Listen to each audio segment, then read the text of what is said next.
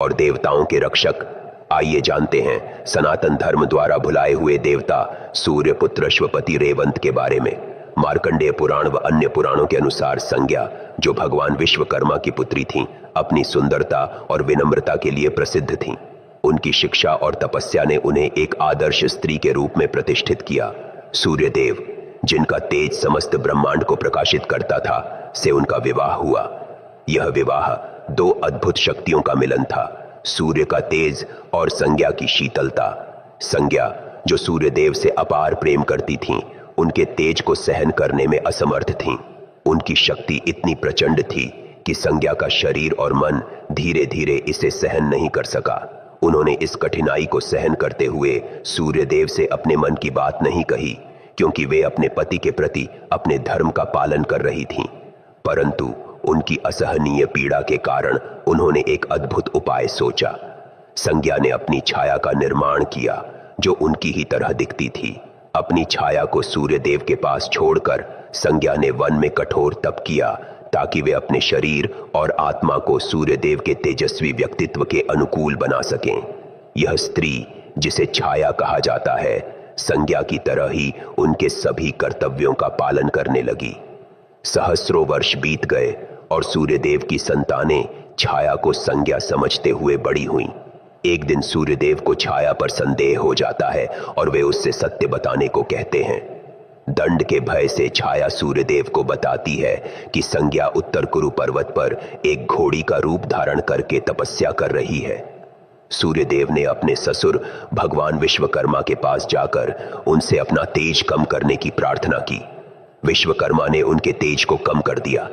सूर्य के ऋग्वेदमय तेज से पृथ्वी, सामवेदमय तेज से स्वर्ग और यजुर्वेदमय तेज से पाताल की रचना हुई।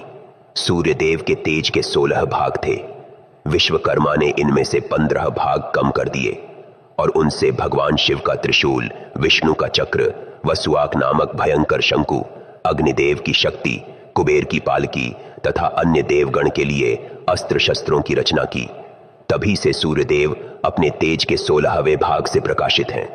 तेज कम होने के पश्चात सूर्यदेव घोड़े का रूप धारण करके संज्ञा के पास गए और उनसे क्षमा मांगी व उनके साथ संसर्ग किया। उस मिलन से जन्म हुआ उनके तेजस्वी पुत्र रेवंत का। पुराणों में भगवान रेवंत की कई कथाएं प्रचलित हैं। उनका वर्णन करते हैं। रेवंत और समुद्र मंथन। समुद्र मंथन की पृष्ठभूमि देवताओं और असुरों के बीच शक्ति संतुलन बनाए रखने के लिए तय हुई थी। जब असुरों को देवताओं से अधिक शक्ति मिली, तो देवताओं ने भगवान विष्णु की शरण ली। भगवान विष्णु ने सुझाव दिया कि अमृत की प्राप्ति के लिए समुद्र का मंथन करना होगा। इस कार्य के लिए मंदराचल पर्वत को मथनी और वासुकीनाग को रस्सी के रूप में चुना गया। देवताओं और असुरों ने मिलकर समुद्र मंथन प्रारंभ किया, परंतु यह कार्य अत्यंत कठिन था। मंदराचल पर्वत बार बार समुद्र में डूबने लगा। इस संकट के समाधान के लिए भगवान विष्णु ने कच्छप अवतार, कछुए का रूप धारण किया और पर्वत को अपने पीठ पर स्थिर किया। देवताओं को झांत हुआ कि समुद्र मंथन के लिए केवल मंदराचल और वासुकी ही पर्याप्त नहीं थे। मंथन में गति बनाए रखने के लिए घोड़ों की आवश्यकता थी। तब भगवान रेवंत मंथन में देवताओं की सहायता के लिए आए। भगवान रेवंत ने अपने दिव्य घोड़ों की एक सेना के साथ देवताओं का नेतृत्व किया। भगवान रेवंत ने अपने घोड़ों को विशेष प्रकार की रणनीति से प्रयोग किया। उन्होंने अपने घोड़ों को पर्वत के चारों ओर घुमाकर मंथन में स्थिरता और गति प्रदान की। उनकी रणनीति ने देवताओं को उत्साह और शक्ति प्रदान की। समुद्र मंथन से प्रकट हुए दिव्य 7 सिर वाले अश्व उच्चैश्रवा के संबंध में भी उनकी भूमिका अत्यंत महत्वपूर्ण थी। उच्चैश्रवा इतना तेज और उग्र था कि कोई भी इसे नियंत्रित नहीं कर पा रहा था। रेवंत अपने दिव्य तेज और अश्वविद्या के साथ उच्चैश्रवा के पास पहुंचे और अपनी शक्ति और दैवीय संवाद के माध्यम से उच्चैश्रवा के उग्र स्वभाव को नियंत्रित किया और देवराज इंद्र को भेंट किया। एक अन्य घटना के अनुसार रेवंत को सूर्यदेव द्वारा एक दिव्य अश्व प्रदान किया गया था। यह घोड़ा साधारण घोड़ों से बिल्कुल अलग था। इसका शरीर स्वर्णिम आभा से दमकता था और इसकी गति वायु से भी तेज थी। ब्रह्मा ने इसे आशीर्वाद दिया था कि यह युद्ध में अजेय रहेगा। रेवंत इस अश्व से अत्यंत प्रेम करते थे। यह अश्व न केवल उनका प्रिय था बल्कि देवताओं के लिए भी एक वरदान था। एक बार जब देवताओं और असुरों के बीच भयंकर युद्ध हुआ तो रेवंत ने अपने दिव्य अश्व को युद्ध में उतारा। अश्व ने अपनी अद्वितीय गति और शक्ति से असुरों को पराजित कर दिया। उसकी वीरता के कारण देवताओं को एक बड़ी विजय प्राप्त हुई। युद्ध के बाद देवता अश्व की प्रशंसा करने लगे। अश्व ने इसे अपना गर्व समझा और सोचने लगा कि वह देवताओं और असुरों से भी श्रेष्ठ है। उसने स्वर्गलोक में अन्य घोड़ों और वाहनों का उपहास करना शुरू कर दिया। उसने यह तक कह दिया कि वह इंद्र के ऐरावत से भी श्रेष्ठ है। यह सुनकर इंद्र क्रोधित हो गए। इंद्र, जो स्वयं अपने ऐरावत हाथी पर गर्व करते थे, अश्व के अहंकार को सहन नहीं कर सके। उन्होंने अश्व को शाप दिया, तू अपने अहंकार के कारण अब अपनी दिव्यता खो देगा। तू पृथ्वी पर एक साधारण घोड़े के रूप में जन्म लेगा और रेवंत की सहायता से ही अपनी दिव्यता पुनः प्राप्त कर सकेगा। रेवंत, जो इस घटना के साक्षी थे, अपने अश्व के प्रति प्रेम के कारण बहुत व्यथित हो गए। उन्होंने इंद्र से विनती की कि उनके प्रिय अश्व को क्षमा कर दिया जाए, लेकिन इंद्र ने कहा कि केवल अश्व का कर्म ही उसे उसका पुराना स्थान दिला सकता है। रेवंत ने महसूस किया कि केवल तपस्या से उनके अश्व का उद्धार संभव नहीं होगा। उन्होंने शाप के पीछे की शर्तों और उसके परिणामों को समझने के लिए गहन विचार किया। उन्होंने निष्कर्ष निकाला कि शाप का असर केवल अश्व के व्यवहार पर है, न कि उसकी शारीरिक क्षमता पर। उन्होंने 3 स्तरों पर अपनी योजना तैयार की। अश्व को उसके अहंकार से मुक्त करना, इंद्र के सामने उसकी उपयोगिता और मूल्य सिद्ध करना, अश्व को धर्म और सेवा के लिए पुनः प्रशिक्षित करना। रेवंत ने अपने अश्व को समझाने का निर्णय लिया कि वास्तविक महानता केवल शक्ति या तेज में नहीं, बल्कि सेवा और कर्तव्य पालन में है। वे अश्व को पृथ्वी के उन क्षेत्रों में ले गए जहां साधारण घोड़े अपनी शक्ति से मानवता की सेवा कर रहे थे। रेवंत ने अश्व को यह दिखाया कि एक साधारण घोड़ा जो किसी किसान के हल को खींच रहा है या किसी सैनिक को युद्ध क्षेत्र में ले जा रहा है, कितना उपयोगी और सम्मानजनक है। अश्व ने देखा कि सेवा और सहयोग के बिना शक्ति का कोई अर्थ नहीं है। धीरे धीरे उसका अहंकार समाप्त होने लगा।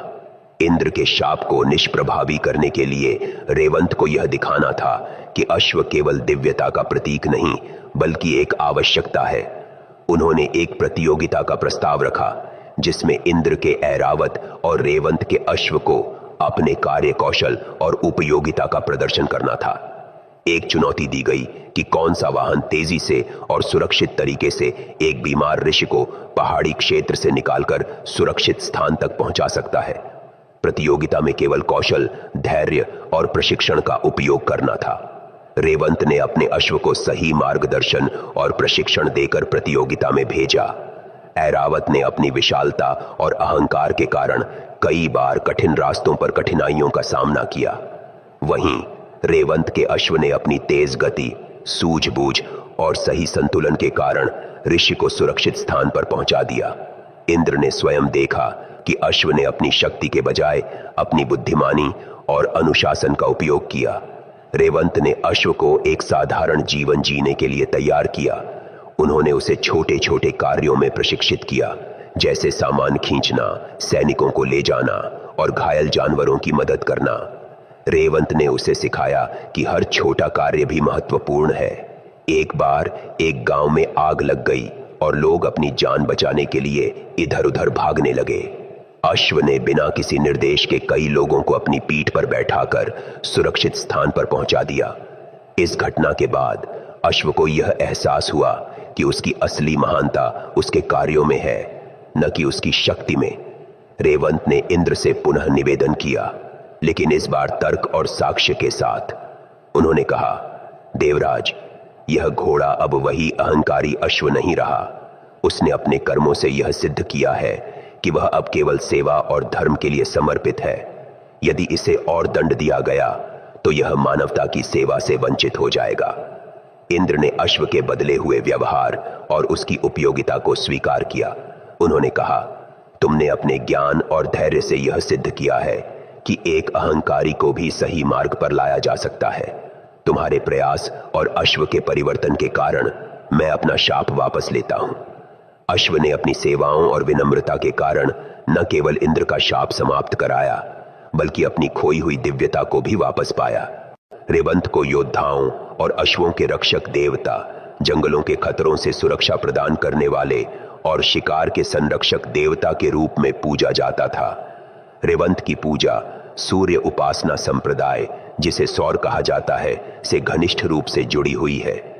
विष्णु धर्मोत्तर पुराण और कालिका पुराण जैसे ग्रंथों में रेवंत की पूजा सूर्य देव के साथ करने की सिफारिश की गई है, या फिर सूर्य उपासना के विधानों के अनुसार ही उनकी पूजा करने का निर्देश दिया गया है। शभाकल्पद्रुम में यह उल्लेख मिलता है कि अश्विन मास के दौरान योद्धाओं द्वारा सूर्य की पूजा के बाद रेवंत की पूजा की जाती थी। महाभारत के अनुसार चौथे पांडव नकुल ने अश्वों पर ग्रंथ अश्वशास्त्रम की रचना की थी। इसमें उन्होंने अश्वों को भूत प्रेतों से सुरक्षित रखने के लिए रेवंत की पूजा का सुझाव दिया था। प्राचीन मध्यकालीन काल में रेवंत की पूजा विशेष रूप से राजस्थान में लोकप्रिय थी। रेवंत की मूर्तियां और चित्रण मुख्य रूप से वैष्णव और सूर्य मंदिरों में मिलते हैं। ऐतिहासिक प्रमाणों के अनुसार मध्य प्रदेश के विक्रांतपुर, आधुनिक कोटगांव में कलचुरी राजा रत्नदेव द्वितीय द्वारा एक भव्य मंदिर का निर्माण कराया गया था, जिसमें रेवंत को प्रधान देवता के रूप में प्रतिष्ठित किया गया था। यह गाथा न केवल सूर्यदेव के तेज और उनके पुत्र रेवंत की दिव्यता को दर्शाती है, बल्कि योद्धाओं और अश्वों के संरक्षक के रूप में उनकी अद्भुत महिमा का भी प्रतीक है। हम आशा करते हैं कि यह कथा आपको पसंद आएगी। एक और ज्ञानवर्धक कथा के साथ फिर मिलेंगे। धन्यवाद।